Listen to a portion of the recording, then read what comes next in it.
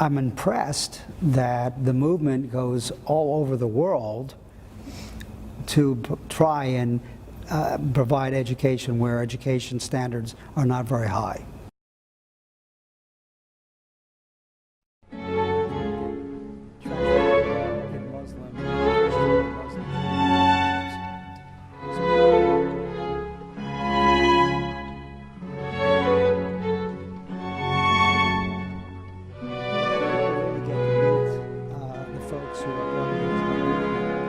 See their genuine sense.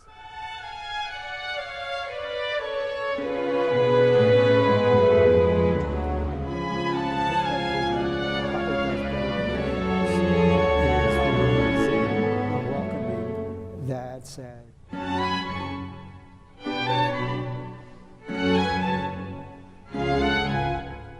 My name is Elliot Gershenson. I'm the president and CEO of Interfaith Ministries for Greater Houston, which is a large social service and interfaith dialogue organization. I've been very fortunate to have been to Turkey with members of the local Turkish community through what was called the Institute for Interfaith Dialogue.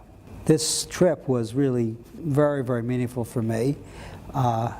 And I learned an awful lot about not only the Hizmet movement, but the role that Mr. Gulen plays in being an advisor to and a spiritual advisor to many people. I've never had the opportunity to meet Mr. Gulen, but I've read a number of his works, and I have come to see him as a man of peace, a man of faith, and a man of wisdom.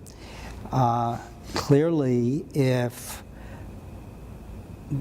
all of the world followed his view that we are all children of the same God, we need to be able to meld our faith and our politics and our social work into a unit, the world would be a much healthier place. There's an awful lot of strife in this world that comes around faith. And Mr. Gulen suggests that there is another way. Be true to your faith, use it as a way to guide how you live your life, but be open to everyone else's way in which they see faith and how that influences their life. Be respectful for that and make the world together a better place. There's skepticism. Sometimes the movement comes along as too good to be true. And some people then look at that and say, well, if something is too good to be true, maybe it's not true.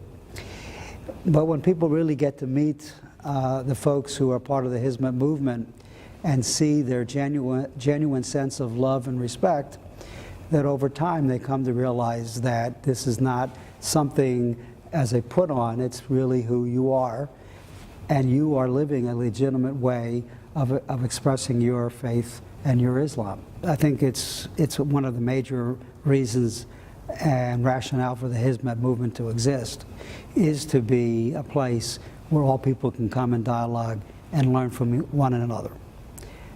And I think that the movement does that very well.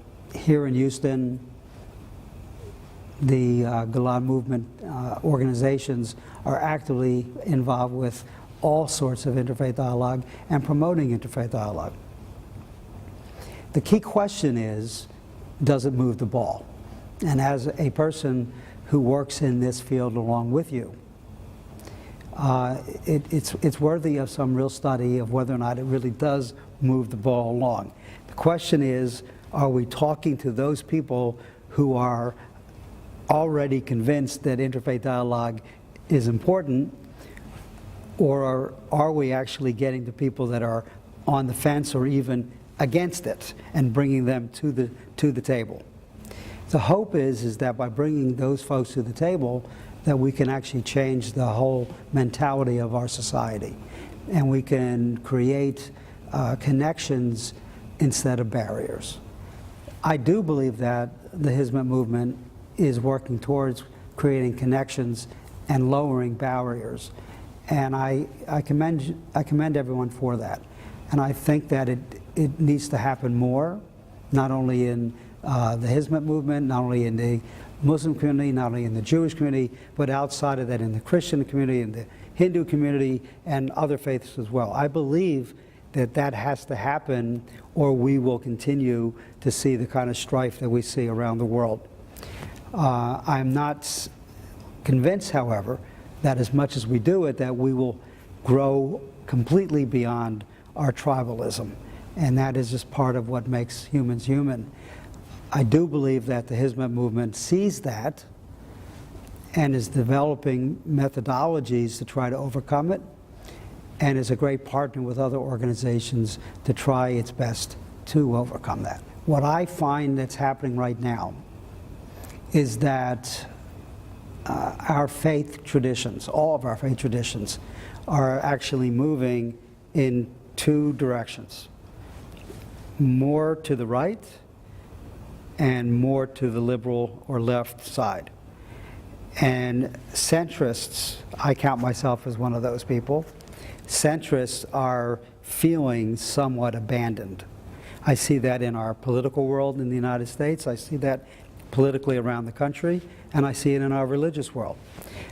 I do believe that Mr. Golan actually saw this happening years ago and began to create the Hizmet movement as a counter to these extremes.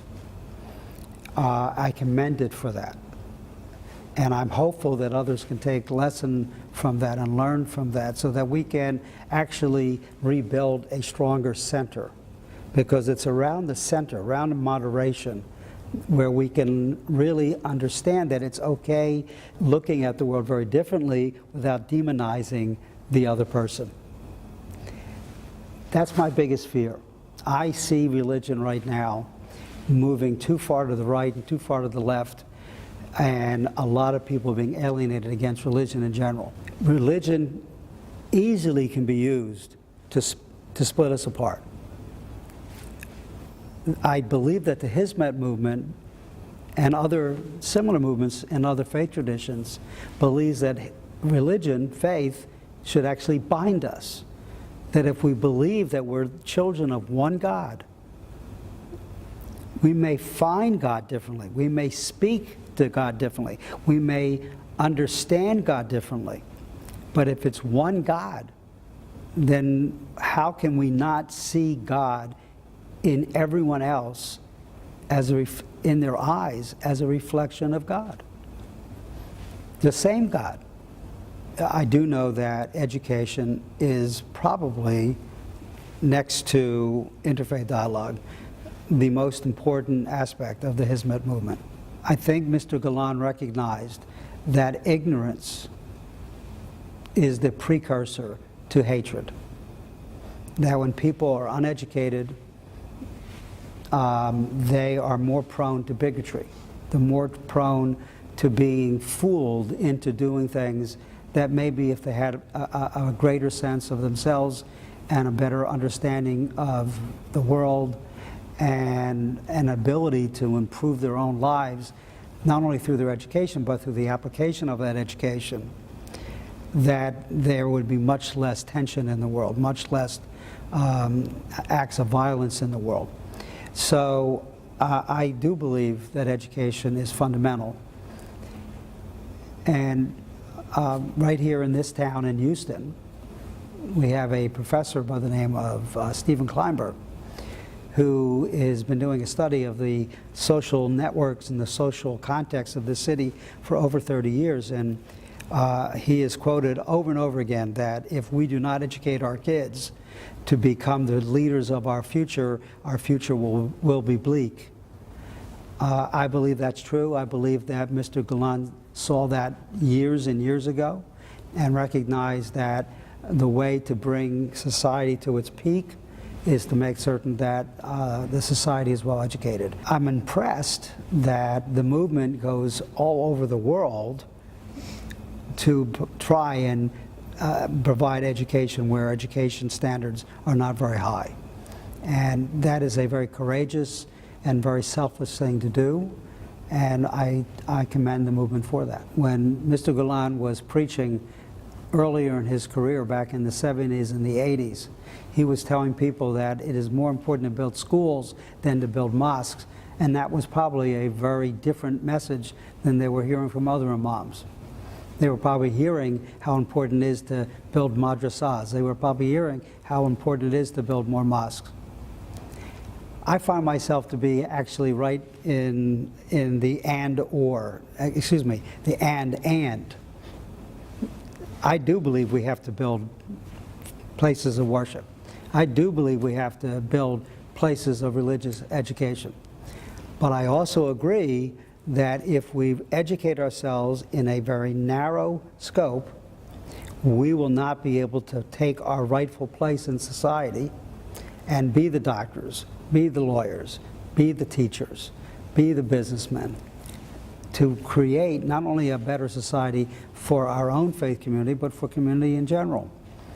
The more educated we are as a people, the faster we will grow our economies, the less stress there is amongst people, and the less need for people to feel as though that they have to protect themselves against other people.